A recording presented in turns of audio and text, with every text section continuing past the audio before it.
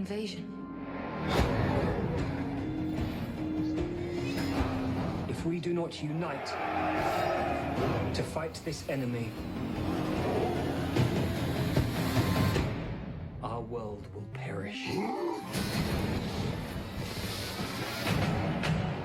Saving the world is not a one-man job. We fight together or we die together. You'll have me to protect you. I need no one to protect me. Well then.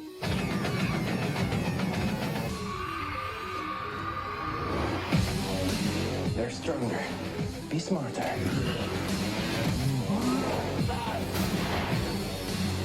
This war will destroy us all. But together, we might stand a chance. Whatever you plan to do, do it now!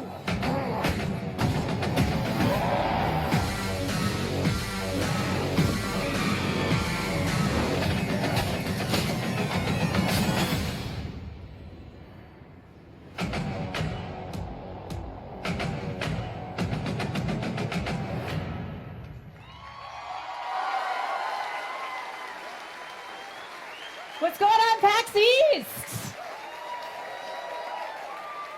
This is the Warcraft movie panel. Thank you so much for being here. I'm Michelle Morrow. I'll be your moderator today. Some of you may know me from BlizzCon Virtual Ticket. But today, I actually canceled my Coachella plans to be here because I am so stoked for this movie. I cannot wait. So I'm a giant Warcraft nerd, as a lot of you guys know, and I feel like I've been waiting for this movie for about a decade. It's been a while, so I cannot wait. So let's get this panel started. Without further ado, Horde and Alliance, let's give your loudest battle cries for the director, Duncan Jones, and actor Rob Kaczynski.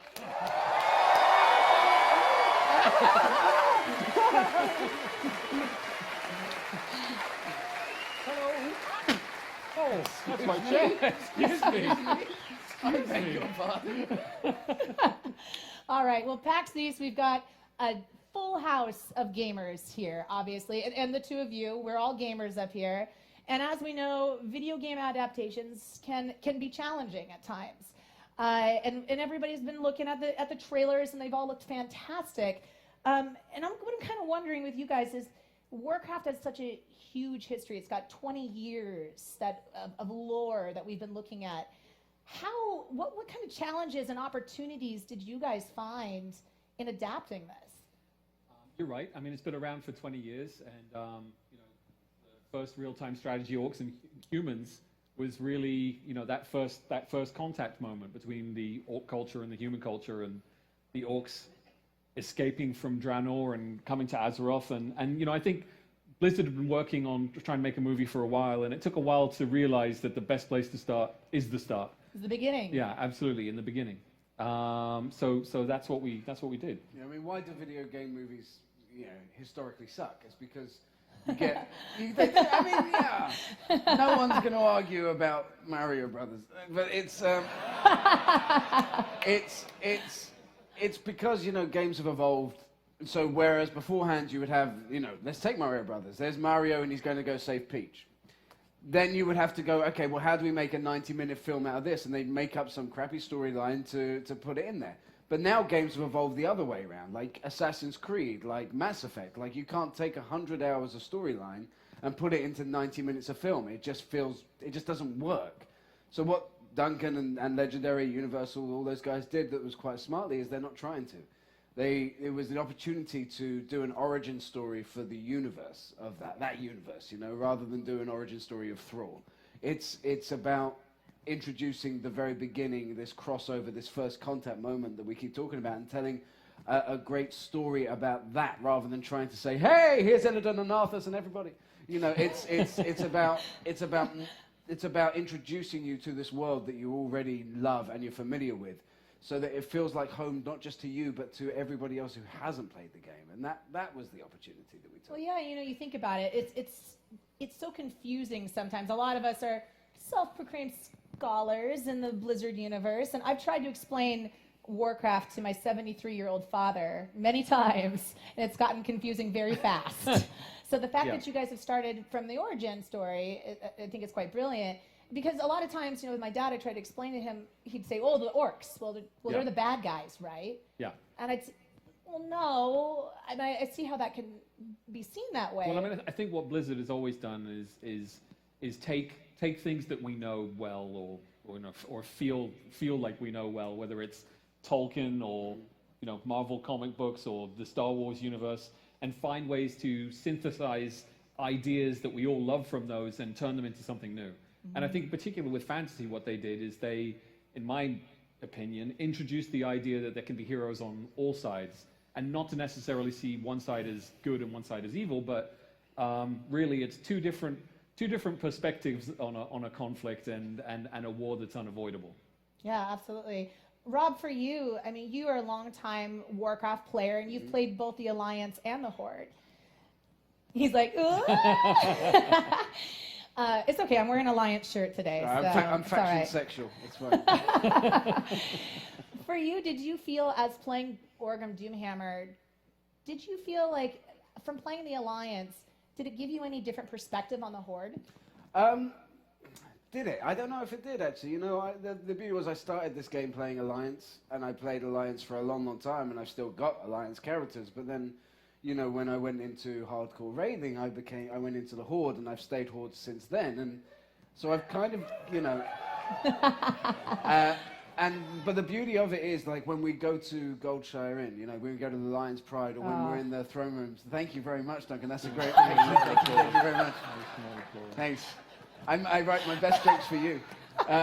Is that when I would go to any of these places in the world, whether it's Blackrock Valley or the Lion's Pride Inn, I would have a familiarity with it. And so to see something like the Lion's Pride or the Stormwind Throne Room, which meant a lot to me, recreated so carefully and so caringly, it was just really wonderful for me to see that there was another guy here who cared as much about the film as I did. I don't know if you guys got to see it, but Rob did a little tour of the Lion's Pride that we put up online earlier today. So I actually did you got not a chance see to see that. it. Yeah, they told me to tweet it on pain of death at 1 o'clock, and I was like, okay, and they sent me this thing. I'm like, okay, retweet. So yeah, if you go to my Twitter, there is a whole tour of the Lion's Pride Inn at the minute, and Duncan's retweeted it, and then hopefully someone who has more than my 8 followers will actually go, hey! Well, there is something about, the video game coming to life and being able to see it more than just the game. I think it really hit me at Comic-Con when there was the extended footage that was played at Comic-Con. Some of you guys may have seen it, some of you may have not, but there was a portion, and it's talked about a lot online, where we got to see the Dark Portal. And in the video game and the experience, when you go through the Dark Portal, it's just a loading screen. It's just you go through and you were in Draenor and now you're on Azeroth, and that's what it is, and it's up to your imagination. I had never personally thought about what it would be like to actually physically travel through that. Yeah. What was the thought behind that process for you? Because I never imagined that the movie could elevate my own imagination from the video game. I'm glad you felt that way. One of the things we've tried to do throughout the film is wherever there's action, wherever there's big moments like that, is try and find a way to also be pushing the sort of the character side of the story through. And going through the portal and traveling to Azeroth happens, obviously, as you would imagine, early on in the story. But it's also a moment where we really start to learn a little bit about Duratan, chieftain of the Frostwolf clan, who's basically a lot of the orc side of things is seen through his eyes, and his relationship with Orgrim Doomhammer, and then also with Draka, his wife, who is pregnant at the time they go through the portal. So it's trying to find a way to create the visual spectacle of that, and at the same time also create character and start to get the audience to really care about my favorite characters. Now, are there any characters for you that you have attached to more as you made the movie? You don't have to say Rob. I do have an Orgrim Doomhammer t-shirt. He does. So that's Because I know you love Draka quite a bit. I do love Draka. I love Draka and Duratan, and my wife is 7 months pregnant, And so we have this whole... Congratulations. Thank you. I did it. I did it. It was me. I made her pregnant. I think. No, I definitely did. I definitely did. But Draka and Durotan's relationship and that story and just the, you know, I know it's orcs and I know it's horde and yes, they're kick-ass, but at the same time, I love the fact that we see them as rounded characters and we see the relationship between those two. What is an orc couple like? Or you're going to find out what an orc couple is like. You know, because of our situation and what's, you know, I very much, you know, have a kinship with Durotan and Draka. Do you think you're going to have an orc baby? I hope so. Not, I mean, Are you going to call it poor Thrall? wife. I'm going to call it Tusky. Tusky. Yeah, I appreciate that. Just so you guys know as well, we are going to be doing Q&A. If you wanted to line up, I believe it's on either side. We will be doing it in a few minutes. But, oh, here we go. Yes, the enforcers are letting you guys know that there will be Q&A very shortly. So please line up. One of the other things I wanted to talk about too is the visual effects. The visual effects that I've seen so far in the trailers have been incredible, especially with magic. Magic is one of those things in fantasy movies that can be a little shaky at times. We worry about that. Yeah. But Ben Foster, who plays Medivh, guys, and I was lucky enough to see a cut of the film, and Medivh is, oh my God, he is incredible. Ben Foster is just a fantastic actor, you know, whatever he does. But he had a lot of fun in this, and he takes things serious in a way that you don't expect, and at times you don't expect. And he wanted to know how to do magic, like real magic, like Warcraft magic. How do I do that? No, yeah, but how do I cast it? Yeah, but how do I fly? Well, you know, How do I fly? Well, you can't really, Ben. That's going to be special effects, but But it says here I fire arcane missiles. how do you do that? How do you do it? I was like, If he can so do we it- had to come up with, you know, we came up with a whole choreography and obviously a language as well, because there's an oral component to spellcasting, Absolutely. as you know. So we had to come up with that and realize it to a level where he felt like, yes, I believe this. I believe that I can cast this spell now. Does he still believe that? You'd have to threaten him. You know and what, then when- you find out. When you're entering a fantasy realm like this, and there is the tendency for things to get a little bit silly, there is a worry of finding an actor who doesn't do that, but only by that level of commitment that he had to something Yeah. that we all take seriously we are ready to kill for this game to be good. I mean, you might kill me if it isn't, but it's like when you got someone like Ben Foster, who's one of the best young actors in the world, Yeah. and he's really committed to the truth, such as there is within this magical realm. That makes a big difference, you know. Yeah. It really does. Oh yeah, you have to have conviction if you're going to be casting Yeah. spells. And That's then for it sure. kind of escalates because, you know, an actor of that caliber starts taking it that seriously and really getting into the details of you know, how does this world work, and everyone else says, you know what, I need to take it seriously too, and it really did have a ripple effect. So I'm grateful to Ben for pushing us to have the details of those kind of things at hand, so that you know, the universe was really realized for the actors in a way where they felt like, yeah, everything kind of fits together. I understand how this universe operates. And young Kagdar as well. He Ben also, Schnetzer, fantastic actor. fantastic actor. He really did such a great job in that role as well. They mentioned at our Comic-Con panel that we had done that you guys had hired somebody on sets to come and coach them for magic.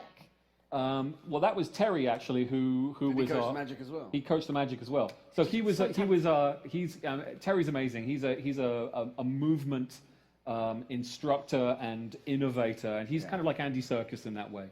So the two of them are kind of like the guys in the industry who do that. And he really helped establish and work out what was the movement for orcs. How, you know, and teaching Rob, and actually you guys had a camp. We had a whole school. We had a month-long orc camp. Which sounds ridiculous. Well, really fun. I don't know, but it. What do And you you're do in basically orc camp? raiding Well, you learn local villages and You pillage. You know, you resource grab. Resource grab. Time to work. Like you do. And Terry would just teach us to move like 7 foot tall, 600-pound monsters, and to sit like them, not like this, but, you know, to sit like you're the Big Show. You know what I mean? Like to move and think in a different way. And You know, you're talking about a guy who did everything in Lord of the Rings, and The Hobbit. He teaches people how to be apes in Planet of the Apes. He's kind of the movement impresario, and this film wouldn't work, and it does work. The orcs really work. It wouldn't work at all without him and the work that he did in making me big and fat and Ben Foster magical. Like, these guys are the unsung heroes of film that you don't see when the Oscars come around. And then later on, by extension, he helped Ben Foster come up with the choreography for how do you cast a spell and how do you differentiate one spell from another. Yeah. Yeah, because there's so much nuance within each one of those. Yeah. For you guys, as you know, you've watched this develop from just shooting it and being in, you know, the big pajamas and whatnot, and actually seeing it come to life. What moments have it been for you that you saw, oh wow, this is next level. This is the next level for us. And one of the trickiest moments for us was we got ILM on board early on to do our visual effects, and you know, it's crazy. 100 million people have played Warcraft over its 20 years. But you actually, when you start working on something like this, you start bumping into those people and knowing that they're Warcraft players, and they are everywhere. So we went to ILM, we had a meeting with a guy called Jeff White, who's absolutely fantastic, and he basically made the Hulk for the first Avengers movie. Wow.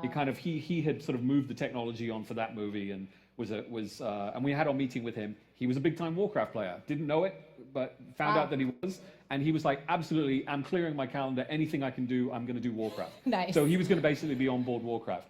So the big moment for us when we started production is, I think it took a couple of weeks into shooting before we got our first Orgrim shot. I think Orgrim was the first shot where we got something that was at a level where we could really start to see what it was going to look like. We went and did shots of our faces, and we rehearsed the scene on camera. Yeah. But I think we'd already gotten into shooting before we actually saw something that was close to a finished shot. Yeah. And that was nerve-wracking, because obviously you have this huge production, you have this massive machine which is already ongoing, you've got these incredibly brave souls in their silver pajamas walking around like Terry tells them to, and no one's had actually seen what it's going to look like yet when Rob pretends to be Orc. Yeah, there is that fear, of course, especially when you play like we do. You know, you are wearing city pajamas, everyone can see your penis. And you've got your big helmet on, and you're like, oh, I feel like a plum, and you're worried. Thank you very much. That's about the size of the hand you need as well, to be fair. Then there's. Do you need a hand? Yeah, thanks. And then, you know, so there was this kind of fear, especially in me, the player, that what if these orcs look really bad? What if they look just like, and not that the Urukais like didn't Goombas. look great, but what if they do have, what if the technology hasn't moved on since the Urukais, you know? Like, what if it looks like that? And those guys were prosthetic, but, you know, we want more. And then we walked onto set one day, and Jeff White, who Duncan was just talking about, showed us a 30-second, 70% finished rendering of my face. Yeah. And it just, any fear that I'd had at that point just melted away. And it actually changed some of how we approached the film. Because at that point, you're being a little bit cautious about, okay, how are we going to present these guys? How close can the camera get to them? And that confidence that we suddenly got, that confidence that we got, meant that we actually start the film. One of the first shots in the movie is a close-up on Durotan, and we just sit on him for, not physically sit on him, the camera is in a close-up for about, you know, over 10 seconds, just lingering and watching his expression as he watches his wife sleep. And those 10 seconds is all it takes in that kind of close-up for the audience to just, you know, melt into his eyes and basically accept this character and say, yeah, I totally get who this person is, and stop seeing it as a monster. You won't believe that it's not a real person. You know, you just won't. You look at it and you go, that's a person. Like you from this point on, you won't even think of it as CGI in any way in motion capture. You'll just be like, oh, that's Durotan, yeah. Like it was a mind blowing game changer. In my head now, I've just got this image of the whole audience at that moment. That's what everyone will do in the movie theaters when it comes out. It's going to be like Rocky Horror Picture Actually, Show. if They're gonna have a routine and everything like- everyone here does do that, and then you look around and see if there's anyone else who did it, Yeah. you know you were here. Yeah. You were here. You were, You here were at that when moment. Rob did that real douchey move. Well, yeah, I mean, because you end up being this 8-foot tall orc. You know, that's what you're invited, and you're a tall guy anyway. You're 6'2", maybe. 6'1". Yeah. 6'1". All right, I was giving you an inch. Ugh. That's cool. So you're a tall guy to be an 8-foot orc, and you're in these epic battle sequences. What was it like to shoot those sequences? I gotta say it was pretty effortless, because the work wasn't on me. The work had been done previously by 1,000 people that made this thing possible, that went to make this film, that had hired the stunt guys, that had hired Terry, that had the props and the locations and the choreography, and everything was kind of set to make our job, because usually when you're filming something like this, you would have a volume, which is a grey room with lines on the floor and cameras, and then you get inserted. But this was one of the first times in the history of film where we had real sets, and they were in a volume, as well. So we could mix. I could do a scene with Dominic Cooper or anybody else. We could mix together and put motion capture characters in the same scene as real-life humans. And that's amazing. And that, from our perspective, meant that these pajamas that we were wearing, these cameras that we were wearing, everything we were doing, that was just our costume. Can I just say, one of the things I'm most proud of, and it was just the most fun and most silly, is Is it that? Yeah. is we have all of these amazing people working on the film, fight choreographers, and just sort of giving us these battle scenes and these amazing things and great cool moves. And I just insisted on this one really daft move that I just thought, I've got to get this What is stupid it? thing in. What? It's an incline headbutt that Orgrim does. Well, we were like halfway through filming the movie, and we realised that Orgrim, for being the toughest orc in the clan, like being big, strong, tough, scary Orgrim, doesn't really fight much in this film. So we were like, okay, well, let's put in a fight scene. He fights a bit. A little bit, but he fights. We had to do because we had it in this whole day, basically. Duncan just went, well, whatever we're doing, get rid of it, let's fight. And we just ran around and filmed these fight sequences. And one of them, I don't want to. Should we talk about it? You can talk about it. Like, It's funny. I walked past this yurt, and Dan Cudmore, who was he's great, by the way. He plays Colossus in most of the X-Men movies, and he's a really great actor. He comes storming out, and I just go, oi! I hit him in the stomach with the doom hammer. I lift him up like that, and then I drop his head on my head and knock him out. No fight choreographer in the world would come up with that, but Duncan did, and it looks awesome. Use your head. Use your head, mate. Yeah. Reverse headbutt. It's the new thing. So, you know what? lots I'm of great happy. bits. I'm happy. Whatever happens with the film, I As came long up, as that bit's good. I came up with the incline headbutt. Yeah, the So forevermore in fight But choreography. There's lots of things in this film. There's inherent joy in this film because so many people were gamers, were played the game and wanted to make a great film. So whilst we're not making light in any way that we're telling the story in the way it's meant to be told. There's also a lot of little nods and a lot of little fun moments like that in the film, which make you just go, "Oh, this is great." Oh my God, I'm so excited for this movie, you guys. Just talking about it, I'm just like, oh God, I can't wait. Well, let's open it up a little bit to Q&A. Do we have any Q&As stood up and ready? Hey, that's good news. Hey, what do we have? There's some Q&A. Hi there. How are you? Doing pretty well, thanks. How about yourself?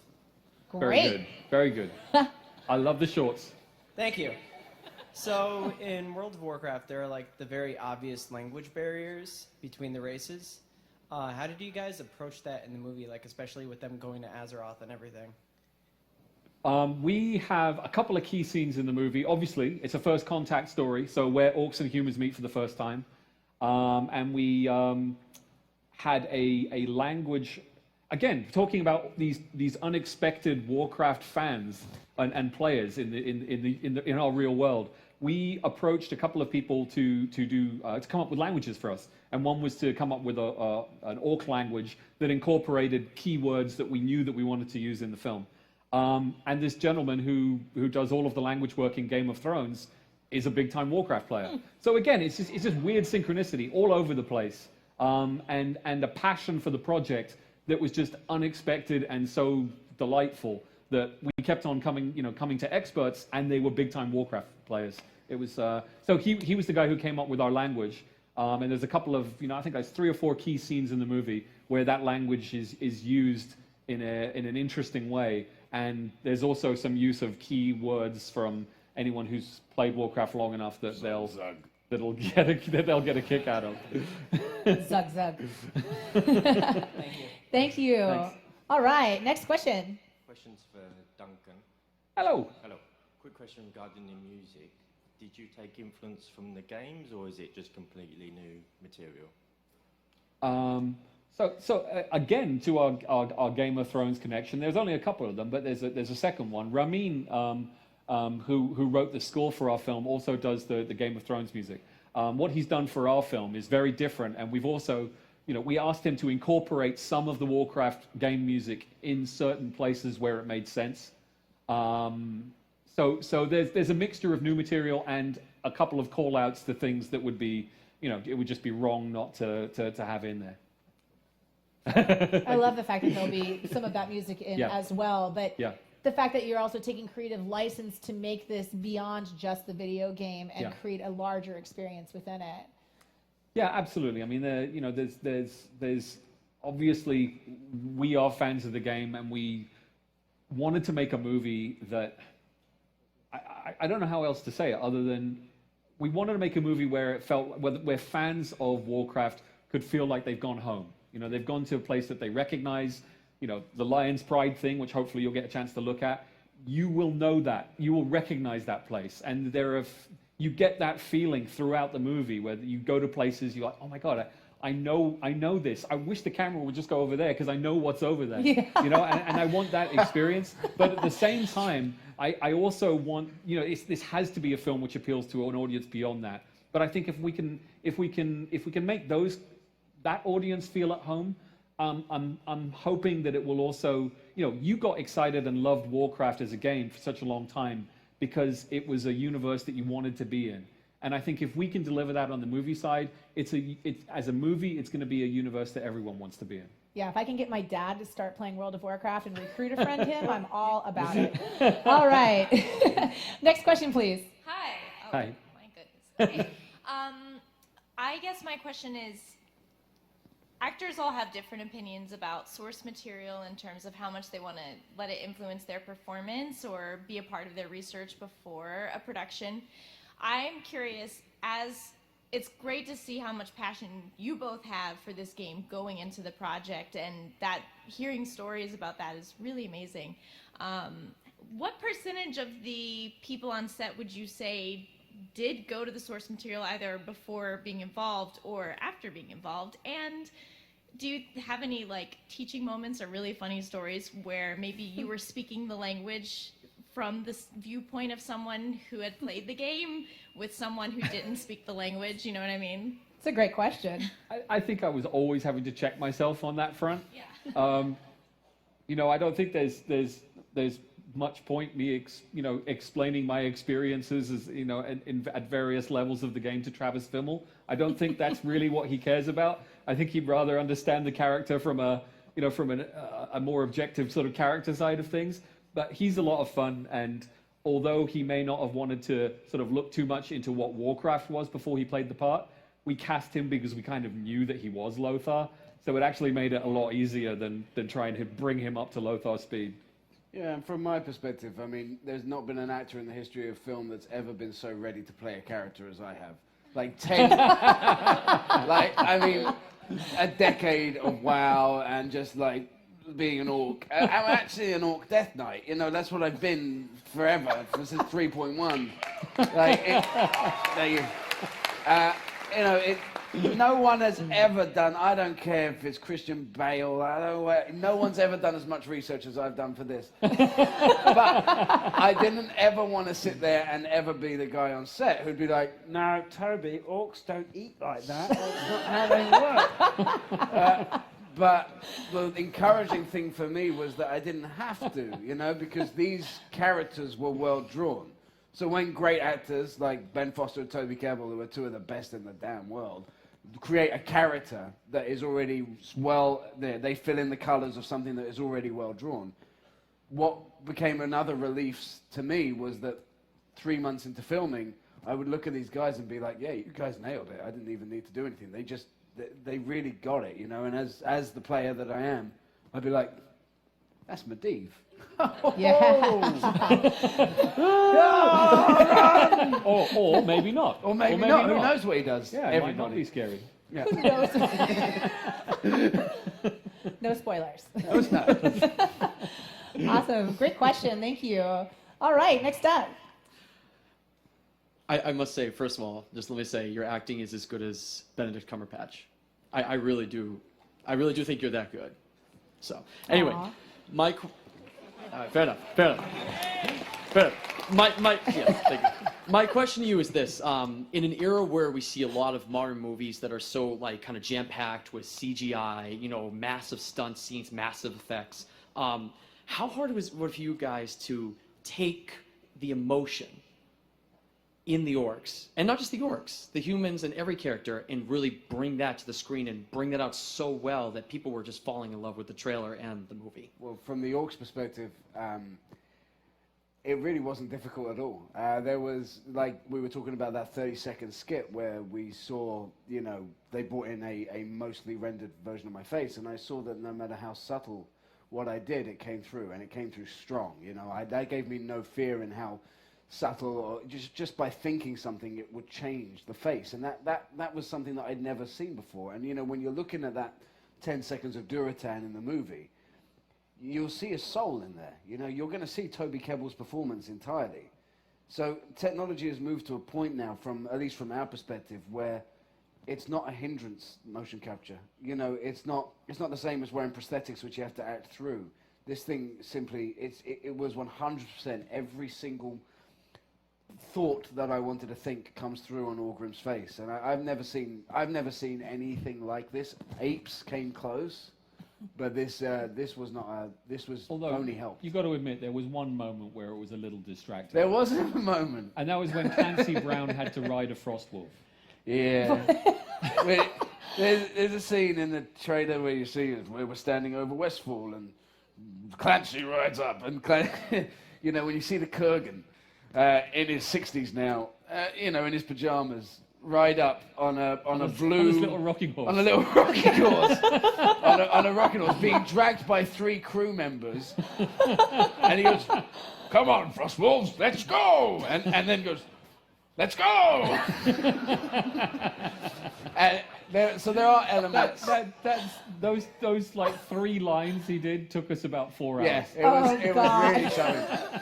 So there are elements, but I gotta say, from a performance standpoint, it was as difficult or as easy as doing it without any makeup or prosthetics or CGI at all. And Rob as well, but because Rob was so familiar with the lore and with what we were trying to do, I didn't really need to talk to him much about who Orgrim Doomhammer was.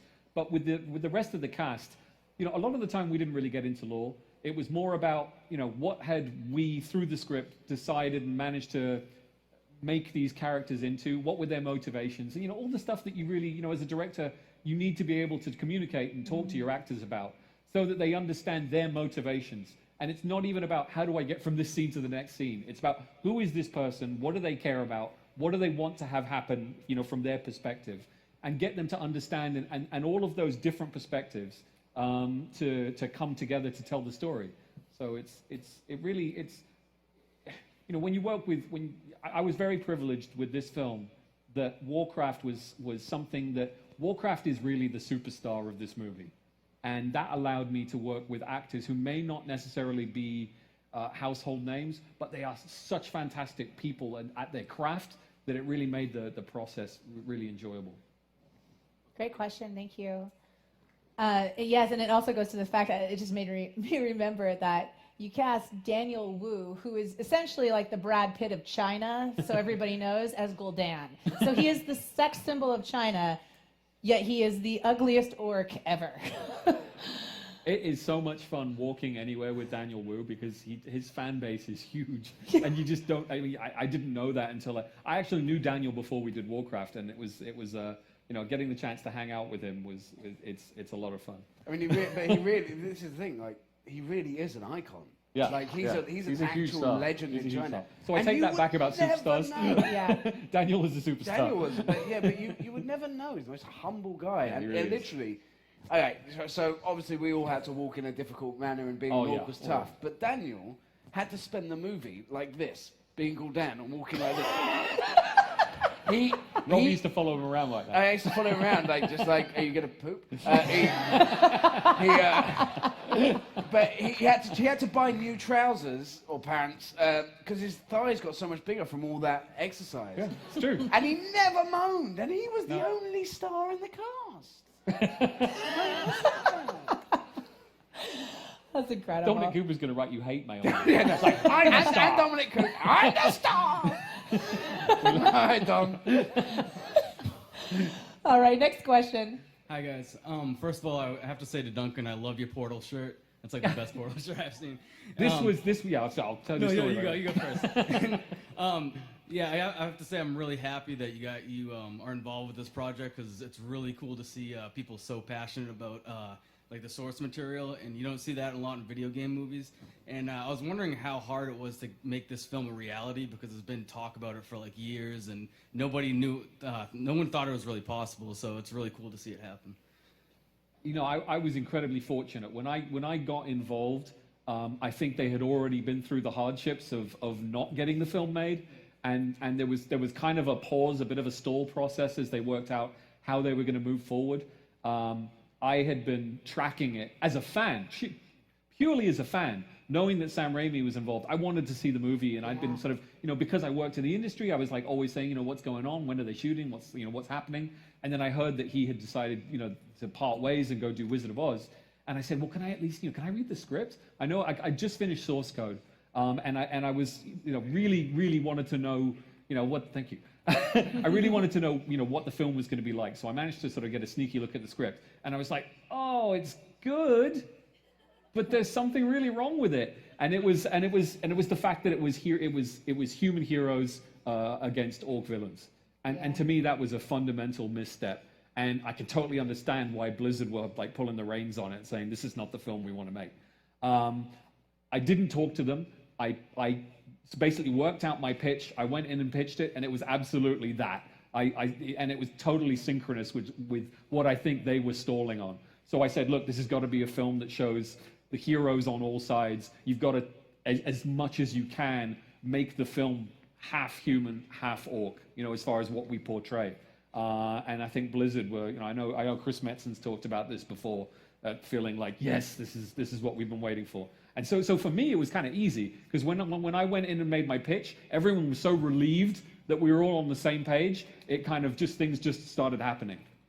Well, thank you for saving this movie.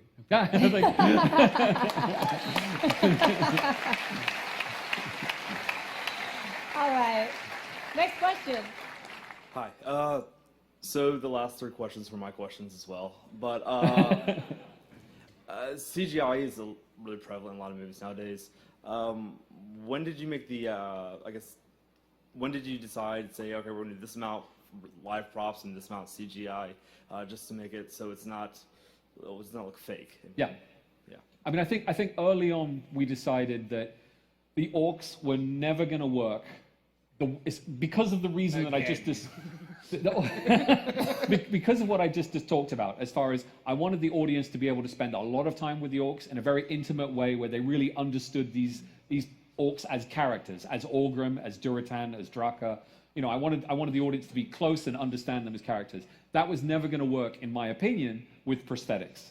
I needed to be able to get performance moments and nuances out of them that a load of latex rubber was just going to cover up, and it was never going to work. So motion capture really has reached the level now. You look at Caesar in the Planet of the Apes movie, and even Gollum, which was a long time ago now when you think about it, but it's reached a level where it was absolutely going to work for the characters. And if we were going to do so many characters that way, that's when building sets became so important. Because if we did a CG environment and CG characters, then you're in the realm of Final Fantasy or something like that, and we didn't want to do that. So big set builds became a big part of the production.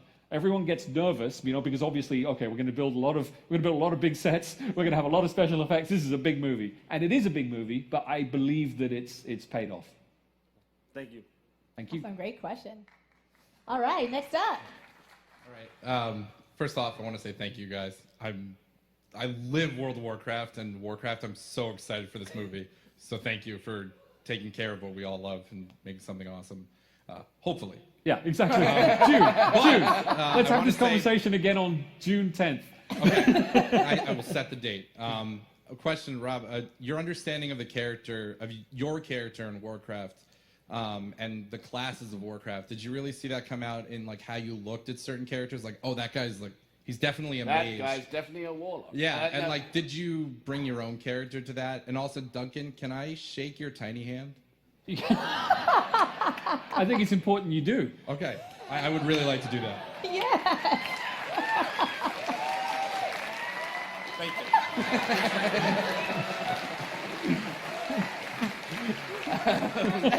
I don't know. I'll say this. This is one of those fundamental things that you have to recognize that there have to be changes in, because in the game you're a druid, you're a warrior, they're very specific. But I am wielding the Doomhammer, and that's traditionally it's Thrall's weapon. He's a shaman, but it's my weapon, and in my hands it's a bloody hammer.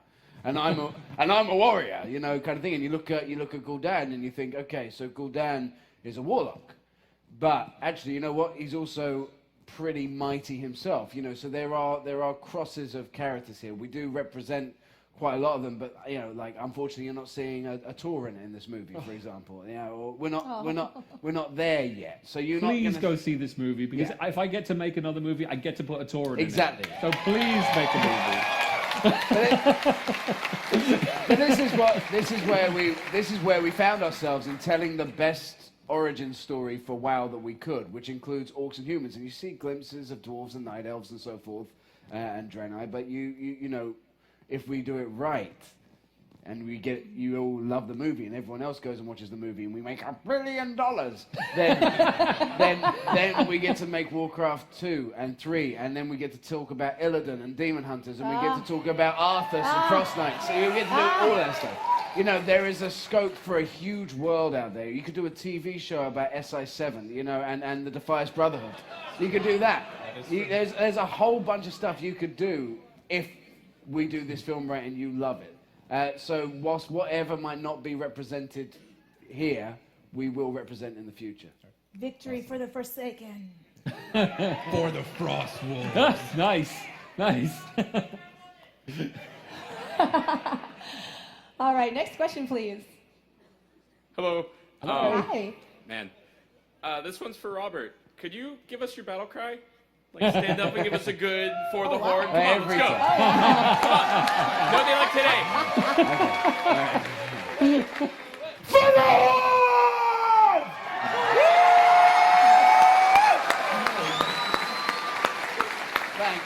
Thank you. In my dreams, when he's 70 years old, he's going to be going to conventions doing that. Social security! Like Galaxy Quest style. Yeah, exactly. All right, next question, please. Hi. So Orc Camp, I want to go to there, but I can't. So can you walk us through like what a typical day for you at Orc Camp was like? And as a director, was there ever a time that you just like came in there and was like, "What the hell are they doing?" Well, he did a bit of Orc Camp himself, I went and did the training just because if I was going to ask these lot to do it, I felt like I needed to put the silver pajamas on at least once. Nice. Not on camera, but she's on camera, but not in the film. You may see it one day. A typical Orc Camp day would, you get there at 7 or 8 or whatever time we'd start, and you'd get in your pajamas, you'd correlate, you'd do the whole thing, and then we would have exercises, character building stuff, figuring out who we were, how we sit, how we talk, how we do anything, and it would all be, and we would start mapping the character to our body, because you've got to understand that you've got all these dots all over you. And then these dots go through a computer, and you see these dots these dots basically create a stick figure. And then what ILM would do would map Orgrim to these dots. So we would figure out how he would stand, and we would sit, you know, like if I would, for example, if I would stand like this, it would look wrong. This might look right, but that might look wrong again. So there would be very subtle things, and we would just play with the live stream of what we were doing constantly to find out how we wanted them to move and how. Because we weight wanted is to- weight is hard Weight to is hard to put communicate. on. Yeah. And you have to show that in the Yeah. body movement. And right? you know there were also specific character beats. There wasn't just a uniform. There was a central thing about being an orc, about being heavy in the center and moving like you're dragging an anchor all the time. And you know there's no quick movements. There's no sitting like this. You know it's so. But like Duratan moved with it. You know, whilst I would be like this the whole time, like looking out from under my brow with my shoulders hunched. Duratan was much more upright because he was a more intelligent character, essentially. And then you would have Gul'dan moving like he's trying to poop. You'd have like, you know, and there would always be these very subtle gradations within the characters themselves. And it just became a month of figuring that out so that when we stepped on set, we were those characters without trying to figure it out, you know? Yeah, so Orc Camp essentially made it a beautiful acting exercise. That's exactly what it was. Yeah, it took away, you know, an actor can hide behind their costume, and they can hide behind their makeup, and they can hide behind a beard or whatever. But with motion capture, that's gone. You're completely vulnerable. If you're in a scene and you go like this, as Rob, and you scratch, that's you've just been found out. You know what I mean? You can't hide from the camera because it's on you 100% of the time. So you need to be in character, 100% committed to it, and know every single little facet of anything you do has to be real. And it was the most challenging and rewarding and satisfying thing I've ever done. And I would augurum it up for the rest of my life. and I would add that it's exceptionally difficult work for everyone who played an orc, because with the motion capture characters, you don't always know where the camera's going to be. A lot of the time, actors know, okay, we're doing a wide shot. I can play it a little fast and loose here, and then they really turn it on when you're in the close-up. Because of motion capture, you know, sometimes the camera's going to move around in ways that are unexpected, just because, you know, a close-up might work better for a moment, and we can do that with motion capture. Whereas with live action, you've got what you shoot. And the volume is recording you all the time. So these guys had to give that close-up performance all the time. Yeah. It was fun. Awesome question. Thank you. All right, next up, please. So I had a question in regards of the story. I've just started playing World of Warcraft. In fact, I'm so early in the process. I created my character, and that's about it. Would you say that this film could act as a good starting point for the large lore that this universe has, or? It's exactly the starting point for the lore that this universe has. That's what the most intelligent thing about this film is that it's not trying to, you know, we're not. I'm not going to say that film's name. Let's just not impugn any other movies. But we're not going to start in the middle. We're not going to start at the end. We're going to start at the beginning and introduce you guys to a world which feels like home, and people that aren't so familiar with the game to a place that will become it, that they want to make theirs. You know what I mean? Mm-hmm. So whether you started playing 20 years ago, 10 years ago, or tomorrow, it doesn't really make a difference. It's a great story in a great world that you'll like going to. And I want to be 100% honest with everyone, and give you the disclaimer. There are going to be moments in the film where our film veers off from lore in subtle, small ways. I generally think smaller, subtle ways. It does happen at times in the movie. Duratan's a girl. Every and any time we do that, it's because both myself and all of the team that I'm working with, at Legendary and at Blizzard, felt like this was going to make for a better movie. Cool. There's so many different inconsistencies as well in the lore as you look at a 20-year period. There's a lot that has been changed in World of Warcraft. There were contradictions in the original inception of Absolutely. it that had to change, and what we've tried to do is, we know the audience we're dealing with. You know that on MMO Champ or anything else, there's going to be people going, oh, but they didn't do this! Or he had a beard in the film! There's going to be people that are going to be so mad about tiny changes, but I promise you these changes were made by people who know how to make a great film and tell a good story. And these changes, if they hadn't been implemented, would have meant that we had another Mario Brothers. So, these God, you're really hard on that I film. really hate that film. I mean, am I honestly Can't meant to you click believe on that Mortal John Kombat or Leguizamo something? and Bob Hoskins are related? that was the biggest. Are you kidding That was the me? biggest leap of No, I mean, that's not even the start of it. Dennis Hopper! Dennis Hopper! You know he was still doing drugs then, you can tell. It's like, it's just, you know, these guys came in and... I love working with Rob. It's always like... But these guys came in, and like we said before, I think, you know, from my perspective, which is your perspective, if it hadn't been for like Duncan and Stuart and the guys who at ILM, then I don't think we'd have the film that we want. And it's only by making these changes and these guys have come in that we are going to get that.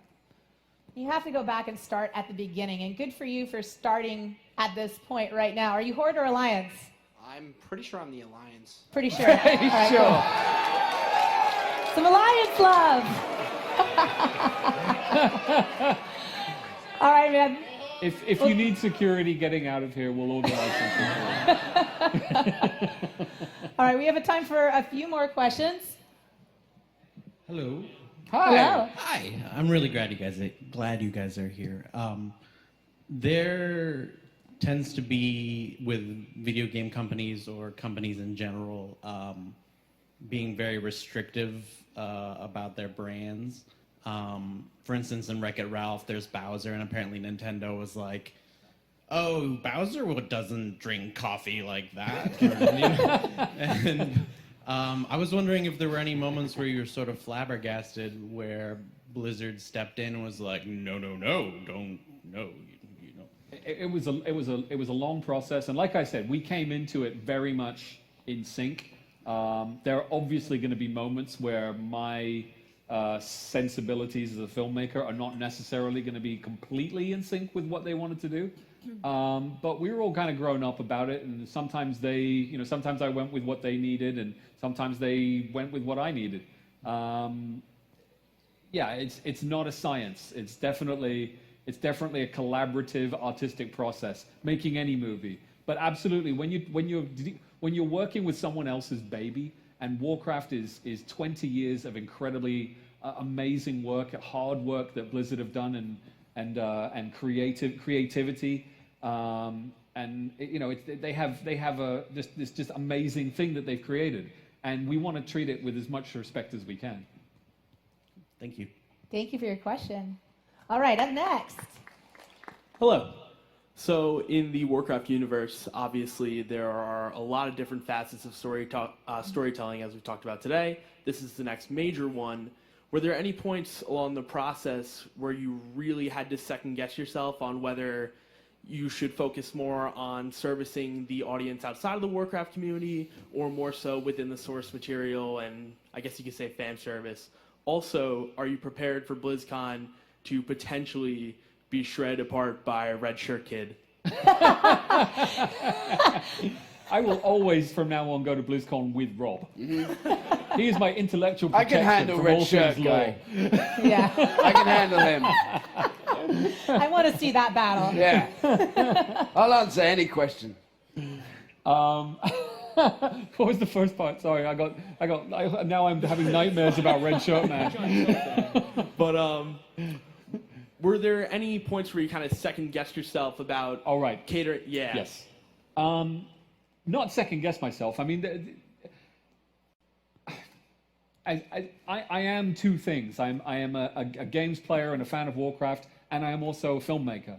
And my responsibilities as a filmmaker is to tell a story which works on its own right. So that was never something I wasn't trying to do. I think the trick was trying to comfortably fit in as much extra material, Easter eggs, and things that would fill out the Warcraft experience that go beyond just telling the story, and doing it in a way that it wasn't distracting from the story.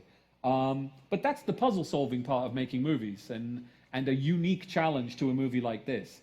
I mean, I guess I just enjoy those kind of problems, because I keep giving myself problems with the movies I make. I mean, Moon was one actor and playing multiple parts. That was a challenge. Source Code was telling the same story again and again multiple times and trying to keep it interesting. And this one was deal with this, massive entity and turn it into a movie after no one has really made a great movie out of a video game. So I liked the challenge of it, and hopefully I've delivered. But you'll tell me in June.